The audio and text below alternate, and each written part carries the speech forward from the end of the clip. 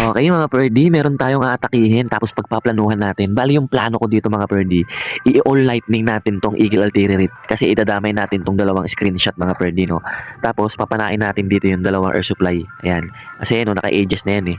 Matik yan sa pool sa akin yan. Tapos dito i-spiky ball natin yung air supply. Tapos isang air supply na lang matitira dyan. Tapos mga IT-IT na lang kalaban. So sige, ito yung composition ko dyan mga perdi yan. So sige, let's go na natin. Yun lang yung plano ko. Kasi mababarag talaga yung Eagle Artillery na yan eh. I hope so mabarag na rin tong screenshot. Game. 1, 2, 3, 4, 5, 6, 7. Hindi nabasag yung screenshot pero okay lang yan.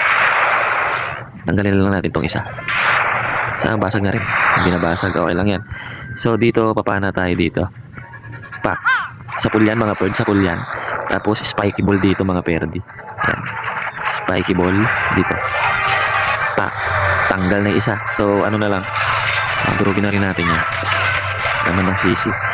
So ang natira na lang is isang IT-IT. Isang IT-IT. Isang tawag nito. Air supply mga perdi. No? Napakadali na lang nito mga 3S mga perdi. Yan. Kaya magandang plano mga. Sige, ibulto na natin para hindi rin tayo maubusan sa oras. Yan. So, ang pinakakalaban na lang dyan, yung Inferno Tower, tapos yung natirang scatter shot, yung screenshot mga perdi. Pag nadurog na yung IT-IT, yung Inferno Tower, dito na tayo magpa-fireball sa yan, dyan na tayo magpa-fireball para wala nang storbo, di ba? Ganun lang magplano mga perdi pag kaya nyo yung base. Dapat lagi kayo nagbabase sa base kung kaya nyo bang i-air supply or kaya nyo i-ground attack. Yan, ganun lang mga perdi. So meron pa palang isang IT-IT no, pero marami pang natirang mga dragon. So kaya naman yan. Kaya naman yan kasi napakarami pang dragon na natira. Baka kakayanin na ng yan. Ayun na, nagsama-sama na mga perdi.